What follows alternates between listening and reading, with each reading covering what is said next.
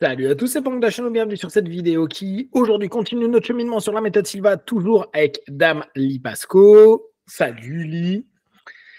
Et aujourd'hui, on va parler d'un autre ouvrage de José qui s'appelle Prophétie. Alors, on dirait qu'il y a des choses qui t'intéressent. Il y a des petits post-it partout. Ouais, il y a plein de post-it. Alors, je vous fais un petit trigger warning, comme disent les Américains maintenant, pour une raison toute bête, parce que là, c'est vraiment la manière, on va dire, assez spirituelle que peut avoir José. On l'a déjà vu avec son précédent ouvrage qu'on vous a partagé avec lui. Il faut bien se rendre compte que là, il va vraiment partir sur ce que lui, il estime être juste pour améliorer le monde.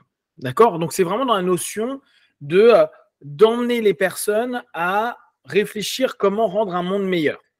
On est moins dans la méthode Silva, comme on la connaît, pure, les 4 jours, neutre, on va dire, où on enlève tout principe de religion, tout principe de croyance autre. Là, on vient un peu à sa conviction à lui. Donc, c'est super personnel. Oui.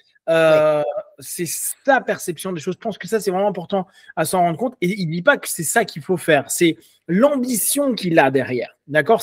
Il aimerait que les gens connaissent comment se centrer pour faire un monde meilleur. Et vous allez voir, il a toute une démarche intellectuelle, très spirituelle, qui couvre cette idée-là. Donc, en fait, prenez ce podcast comme une espèce de vision méta que pouvait avoir José de la méthode Silva. La méthode Silva était le côté concret pour que tout le monde puisse apprendre à méditer, à trouver des solutions, à être plus intuitif. Et prophétie, c'est un petit peu l'énergie qui l'a guidé à faire ça. C'est un peu la croyance, la religion, la vision qu'il a de comment la religion est exploitée, qui lui a fait dire ça serait bien qu'on puisse améliorer le monde d'une certaine façon. Donc, gardez en tête ça, parce que il y a des moments, si tu le lis sans avoir ça en tête, tu peux te dire oh là là, c'est bizarre ce qu'il dit là. Alors qu'en fait, quand on lit tout l'ouvrage qui est très court, on se rend compte que à chaque fois, il nous rappelle vous êtes libre de penser ce que vous voulez. Pensez bien que personne ne peut vous brainwasher, personne ne peut vous laver le cerveau. C'est à vous d'être constamment vous-même en train de vous contrôler le cerveau. Donc, le mind control, c'est à un moment, il dit self-mind control, c'est par soi-même, en fait, par vous-même et pas les autres qui vont vous contrôler l'esprit, etc., etc. Donc, c'est hyper intéressant comme ouvrage. Je l'ai trouvé vraiment bien à lire. Moi, j'ai aimé parce que maintenant, je commence à avoir du recul avec tout ce qu'on fait et tous les échanges que j'ai avec lui, puis tous les ouvrages que j'ai lus autour. Je pense que si je l'avais lu au début, je me serais dit ouais, c'est bizarre la méthode. D'accord? D'ailleurs, c'est intéressant parce qu'il met prophétie. Et si vous voyez, il ne met pas méthode Silva. Oui, oui, exact. C'est José Silva, c'est pas méthode Silva. Exactement. Tout à fait. Oui. Moi, j'étais aussi un peu, oh là là, comment il peut écrire comme ça? Mais en fait, c'est net et clair que ses croyances personnelles, il ne pousse jamais. En fait, à plusieurs reprises, à d'autres moments, il parle du fait que il est bon catholique, mais il dit, mais franchement, si j'étais né dans un autre pays, j'aurais pu être un bon hindou ou une bonne musulmane. Hein? Donc, il admet que c'est basé sur sa culture, ce que je trouve très sain. Exactement. Alors, donc je reprends, il y a plein d'éléments qu'on a déjà vus, mais que je trouve intéressant à voir. Donc, qu'est-ce que c'est l'esprit? L'esprit est la faculté de l'intelligence humaine. L'esprit et l'intelligence humaine sont spirituels et non physiques. Et ils fonctionnent sur une autre dimension, une dimension non physique. C'est important de ce préambule-là parce que pour lui, le rapport au paradis, à la notion vraiment d'élévation, de réponse de Dieu, se trouve dans ce monde spirituel, dans cette autre dimension qui est en fait un lien entre l'esprit et l'intelligence humaine. D'accord? Donc c'est un prérequis assez important à garder en tête. C'est quand il parle de paradis, de Dieu ou autre, de miracles et autres, il ne parle en fait que de ce postulat qu'on peut tous avoir.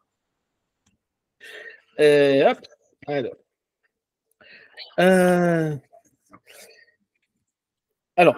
C'est dans qu'est-ce que l'intelligence humaine, ce que j'ai souligné.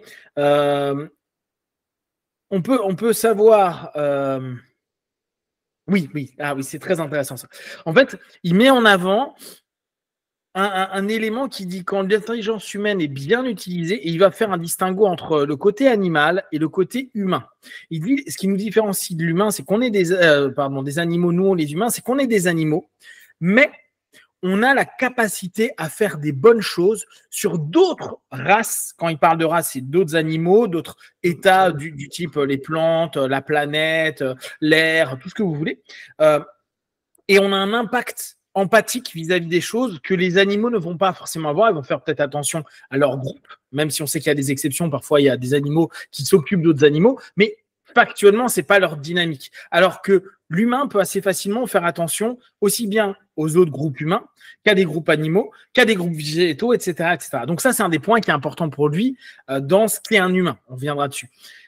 Mais ce que j'aime bien, c'est qu'il dit, en gros, on peut reconnaître l'humain, l'intelligence humaine, par la production des bons résultats qu'il est capable de faire. Et plus il y a de bons résultats, mieux c'est. Donc, il faut éviter le mauvais. Les personnes qui sont dans le bon à plusieurs reprises doivent l'être de façon supérieure à être dans les limites négatives. En gros, il dit que celui qui tente de faire du bien constamment est plus humain et est plus connecté à Dieu. Si on est à faire du mal, c'est qu'on se déconnecte de Dieu. Et ce qu'il appelle, lui, des excentriques. C'est intéressant comme notion qu'il utilise, excentré. Oui. Pas au centre. Et ce mot est hyper intéressant parce qu'on ne l'entend pas du tout dans la méthode Silva, mais excentrique. J'ai trouvé que c'était très bien parce qu'on se centre. Le mot se centrer reprend toute sa nature avec ce petit bouquin-là. Et excentrique, pour lui, c'est les personnes qui ne sont pas dans ce travail de centrage. Donc, faire un maximum de choses positives plus supérieures au nombre négatif, parce que être dans le bien est ce qui permet de résoudre les problèmes et d'être constructif, donc aider Dieu dans la création, avec la création. Alors, juste cette petite notion-là de la différence de l'humain bien et mal, c'est celui qui va tenter de résoudre des problèmes. L'humain bien va tenter d'être créatif pour l'ensemble. Et celui qui n'est pas encore assez humain pour lui, il est un peu dur là-dessus. Il dit en gros, il y a peu de personnes qui sont vraiment humaines parce que la plupart d'entre nous, on est plus dans penser qu'à nous et ne pas faire du bien. Du bien étant cette idée de globalité, tenter d'aider son prochain. N'oubliez pas, vous voyez les autres comme vos frères, vos sœurs, vos pères, vos mères, etc. C'est vraiment la pensée Silva. Ça, j'ai trouvé que c'était très intéressant. Est-ce que tu l'as déjà entendu hors séminaire, est-ce que tu l'as déjà entendu mettre en avant ce principe entre guillemets l'homme de bien et l'homme qui ne fait pas du bien? Surtout quand il parle du fait que, et quoi que nous sommes dans une période de deuxième étape d'évolution pour l'humanité. Donc, effectivement, ceux qui sont toujours dans la première étape sont des gens qui sont égoïstes, qui pensent surtout à leur propre bien, etc. Mais la deuxième étape, c'est quand on apprend à utiliser nos sens subjectifs et commence justement à faire un meilleur monde pour nous-mêmes et les autres. Oui, tout à fait. Donc, gardez tout le temps en tête cette notion-là. En fait, donc au départ, il parle beaucoup de Dieu.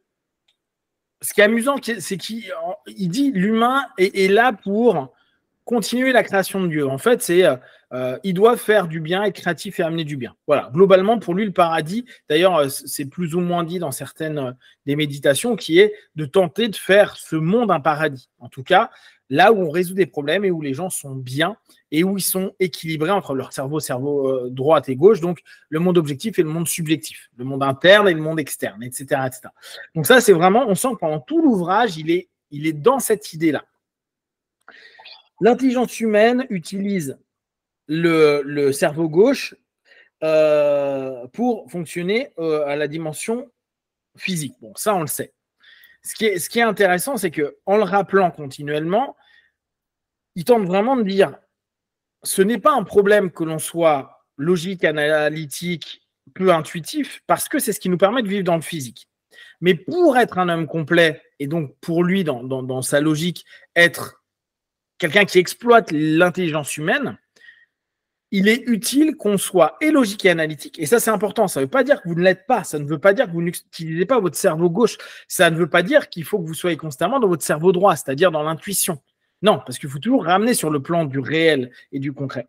Mais il rappelle bien que la majorité des personnes sur Terre sont plus axées sur leur cerveau gauche, donc sur cette logique et manque d'intuition. Et ça fait d'eux quand même une partie d'humains, mais pas des humains complets. Ça, je trouve que c'est intéressant de voir comment, pour lui, un humain doit être et un intuitif et un rationnel, et un créatif et un créateur, etc. etc. Bon, ça, Lee, elle en a déjà parlé à plusieurs reprises, mais je trouve que c'est intéressant de le reparler. Donc, ah oui. Et ça, je trouve que c'est chouette parce que je ne l'ai pas lu souvent. Il met en avant, donc toujours sur le cerveau gauche, le cerveau gauche est associé avec le physique et les aspects sociaux de la vie. Et ça, je trouve que c'est intéressant à mettre en avant. Le cerveau gauche, il nous permet d'avoir une intelligence sociale. On l'a rarement mis en avant, ça, le côté d'intelligence sociale. C'est vrai, c'est vrai.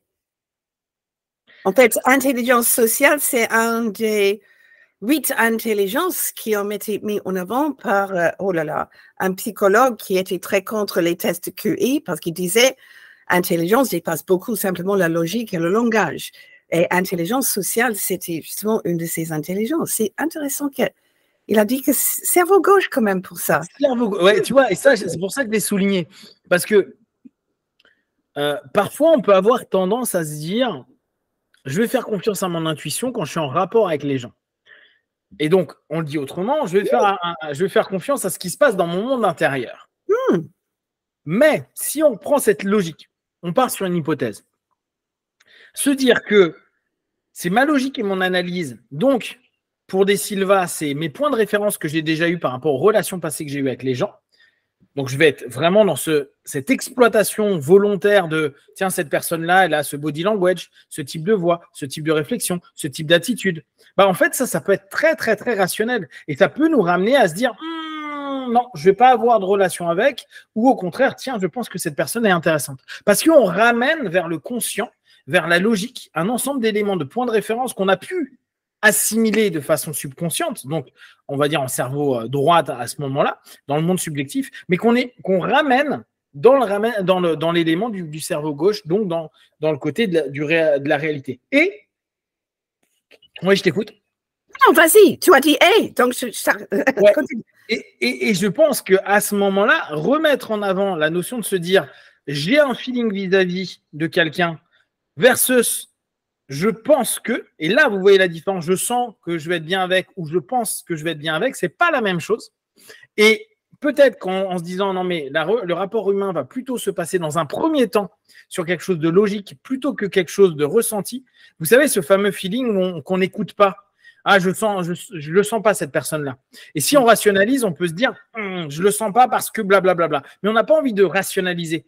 Oui, je vais laisser faire la vie parce que les rencontres, c'est ça, etc. Ouais, sauf qu'en fait, si on a ramené au cerveau gauche cette notion qu'on a eue instinctivement et qu'on le rationalise, on va dire non, mais il me rappelle trop telle personne et cette personne-là, je sais que je ne peux pas lui faire confiance.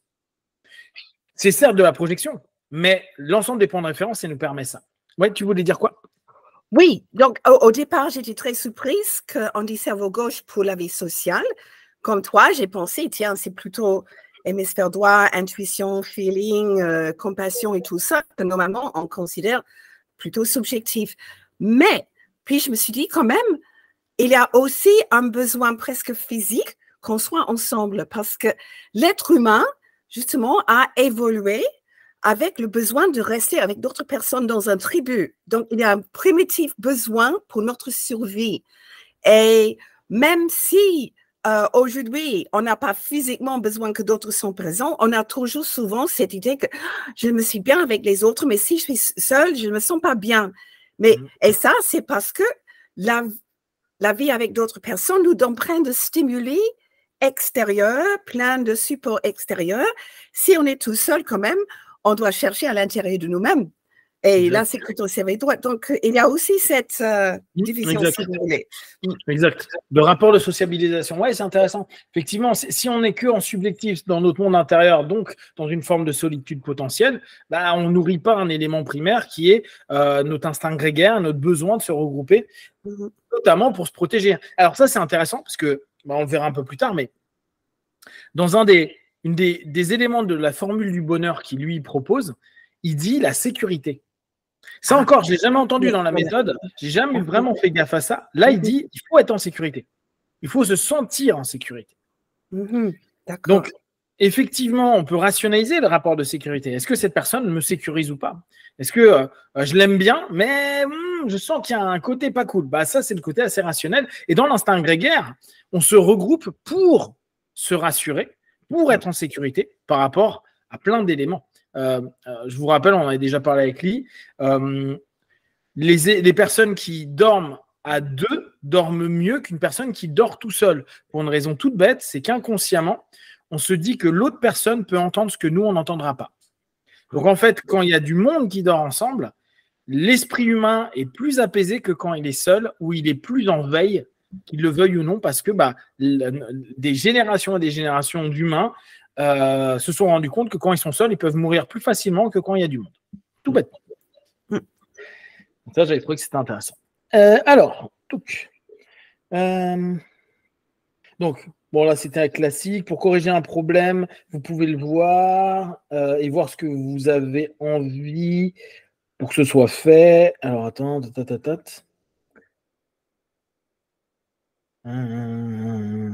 ouais, c'est ça. Alors, en fait, ce qui est intéressant, c'est qu'il dit le fait que les personnes ne soient pas en écoute avec leur cerveau gauche, c'est 90% de l'humanité. On en a déjà parlé, ce fameux chiffre des 10%, 90%. Les autres sont les 10%. Ceux qui vont faire moins d'erreurs, et ce qui va leur permettre d'être plus souvent dans le bon que dans le mauvais. C'est intéressant parce que pour lui, c'est 10%, donc les personnes qui utilisent à la fois cerveau gauche, cerveau droit, ceux qui vont le faire assez spontanément vont être plus intuitifs, donc être plus justes potentiellement dans l'écoute d'eux-mêmes, dans l'écoute des choses à faire, et amèneraient plus de bons. Donc vous voyez, sa structure logique, c'est de dire il faut un système pour que les personnes fassent moins de bêtises, moins de conneries et moins de choses mauvaises, et plus des choses positives, constructives et bien pour soi et les autres. Donc, petit à petit, il est en train d'amener sa pensée à dire le but, c'est que c'est pas grave que 90% du monde ne soit pas intuitif. L'idée, c'est qu'ils puissent être moins nombreux pour qu'on fasse plus de choses bien et donc qu'il y ait plus de personnes qui font des trucs bien plutôt que des choses qui sont moins bien à ce moment-là. Je trouve que l'idée est sympa, la manière dont il structure son idée et ce qui nous explique pourquoi il en est arrivé à la méthode. À se dire, ça serait bien aussi qu'on soit plus centré, plus ouvert pour pouvoir obtenir des résultats plus positifs pour tout le monde. Oui. Alors, j'avais souligné ça. Là, il parlait, c'est dans How the Brain Works, donc comment le cerveau fonctionne. Et il nous reparle des cycles de 14 cycles par seconde, qui est aussi collé aussi nommé les alphas. Le troisième, bêta, donc on sait 14 to 21, donc ça on le connaît. Et ce que j'ai bien aimé, in addition, donc en addition, tout ce qui est au-delà de 21 est encore référé à l'équivalent de bêta. Seulement, nous savons qu'il y a des fréquences plus élevées appelées des fréquences audio, entre guillemets audio, dont la gamme peut aller de 20 à 20 000. Above that, alors, donc, au-delà de ces vibrations radio, va y avoir, donc, au-delà, on va les nommer, pardon, les vagues longues radio, les vagues courtes radio, les vagues ultra courtes, gamma, cosmique, etc., etc. Et là, c'est intéressant parce qu'il nous parle de gamma. Oui, et c'était quelle date ce livre? Eh bien, et justement, j'ai cherché et j'ai pas. Attends, je te dis une bêtise. Attends. 84. 84. Ouais. Bien avant, on avait probablement 30 ans avant qu'on a détecté dans le cerveau humain. Excellent. Ah, excellent. Ça va, hein? Oui. J'avais trouvé ça cool. Et ça, je pense que c'est parce que c'est son côté réparateur de radio et de télé qui lui a permis de capter ça. Mais j'ai trouvé que c'était marrant parce que tu vois, on en parlait souvent, on disait bah non, il en parlait pas. Bah si, dans ce bouquin-là. Mais c'est le seul bouquin où je l'ai lu, j'ai lu qu'il en parlait. Tu vois. Ok. Les bénéfices que vous allez trouver. Alors, we found that center the most stable énergétique. Ok. Donc, sur le fait de se centrer, j'ai bien aimé là, ce qui a donc centré, aller en alpha. Donc, lui, il utilise constamment le mot centré. Et là encore, je trouve que sémantiquement, c'est très intéressant. C'est centré en alpha, c'est centré tout court. Et comme je vous disais tout à l'heure, il met en opposition les excentriques, les excentrés, ceux qui ne parviennent pas à se centrer ou qui ne savent pas encore se centrer. Et pour lui, il estime que l'alpha est le spectre le plus stable et le plus énergétique des trois.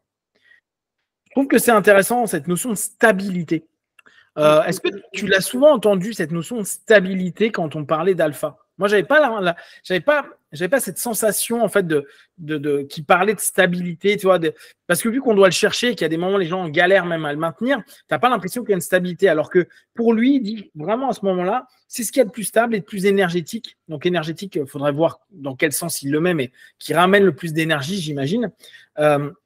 Est-ce que c'est quelque chose que tu as souvent entendu parler, de la stabilité de l'alpha? Alors, moi, quand même, oui, mais c'est parce que justement, j'ai beaucoup vécu avec d'autres instructeurs sur Sylvain et avec José. Donc, en fait, si vous regardez un électroencéphalogramme, d'abord, alpha est plus énergétique parce que l'amplitude est beaucoup plus grande que l'amplitude en bêta, même si elle a la moitié de fréquence quand même. Mais l'autre chose, c'est que, et vous voyez ça surtout dans certaines empreintes d'électroencéphalogramme, quand vous voyez bêta, il est très désordonné et les ondes alpha sont beaucoup plus régulières. Et José a souvent dit, mais tu vois même dans l'électroencéphalogramme qu'être en alpha, on est plus stable. Donc, dans les ondes eux-mêmes, on a même une stabilité. Et point de vue, bien sûr, état de conscience lié en alpha. Quand on est en bêta, on a des pensées parasites, on a l'esprit qui vagabonde et tout ça. En alpha et en theta, on est beaucoup plus capable de focaliser et se concentrer sur une chose. Donc, ça, c'est plus stable. Ouais, d'accord. Je vois ce que tu veux dire. D'accord. Plus stable, ça veut dire mon esprit ne va pas dans tous les sens et j'arrive à l'orienter là où j'ai envie. Ouais, nickel. Nickel. How to be lucky, blablabla. Ça, on s'en fiche. C'est bon, encore, on s'en fiche. Non, il y a plein de trucs hyper intéressants, mais on ne va pas en parler. Alors, là c'est les moments où il y va, il dit becoming more human. D'accord? Donc, devenir plus humain. Donc, nous avons noté qu'il y a plus de fonctions, il y en a plus qui fonctionnent, plus de choses qui se passent à la dimension spirituelle, et plus nous devenons spirituels, plus il advient des choses. Ok. Les real humans, les véritables humains font attention à eux-mêmes, à leur environnement, et ils font attention également aux autres. Donc, ceux qui, quand ils pratiquent des travaux spirituels, ou en tout cas la dimension spirituelle, ces personnes vont automatiquement devenir plus spirituelles, logique, et automatiquement devenir plus humains. Donc, lui, il définit vraiment cette notion-là. Quelqu'un réel humain, c'est quelqu'un qui prend attention à lui, qui prend attention aux autres, qui prend attention à son environnement. Alors, je traduis environnement, mais lui, il dit offspring. Offspring, on peut le traduire par environnement? Non, offspring, c'est les enfants, les descendants. Ah ouais, tu vois, moi je le prenais comme ça. Donc, vraiment, c'est cette notion de prendre attention à ce qui est autour, mais là, en l'occurrence, descendants, les autres, ceux qui viendront sur la planète, etc. Oui, justement. Alors ça, c'est intéressant parce que lui, nous suivront. Comme on dit dans le texte, pour un meilleur monde pour ceux qui nous suivront. Donc, c'est les offspring, les descendants. Ouais, alors ça, je trouve que c'est intéressant. C'est comme ça que lui définit, et c'est là où il redéfinit celui qui fait du bien, celui qui ne fait pas de bien. Et que la plupart des gens qui n'écoutent pas leur intuition vont plus facilement se laisser aller à ne penser qu'à eux et donc à moins penser aux autres. Et l'intuition et donc la connexion avec soi-même et l'intelligence humaine pourrait amener à plus d'écoute de ce qui peut être bon pour ce que nous aujourd'hui on appellerait la systémie, le système qui nous entoure. Donc après, bon, c'est comment devenir plus spirituel. Alors c'est marrant. Bon, là, j'ai pas mis de trucs spécifiques, mais par exemple, il met les excentriques sont moins chanceux. Les excentriques sont plus souvent malades. En fait, les gens qui se centrent pas. Or, et là, sans même parler de la méthode Silva, souvent on dit aux personnes, centre-toi, prends ton temps, reviens à l'intérieur de toi, prends ton temps, respire profondément. Parce qu'on sait que cette notion de concentration, aller vers ce centre-là, est important. Et que pour lui, en gros, si on reprend ce que tu viens de dire tout à l'heure, les personnes excentriques sont moins stables, donc vont dans tous les sens. Alors que l'idée est d'aller vers le centre pour réussir à ramener toute l'énergie, la créativité, l'envie, le désir, le pouvoir, tout ce que vous voulez, pour que vous puissiez après en faire quelque chose de sérieux. En gros, c'est un petit peu cette idée de loupe pour ramener les rayons du soleil et pouvoir les focaliser sur quelque chose, plutôt que de se dire les rayons vont dans tous les sens et ne me serviront pas si j'ai besoin de faire un feu ou de faire quelque chose de spécifique par rapport à ça. Ça, je trouve que oui, j'aime bien.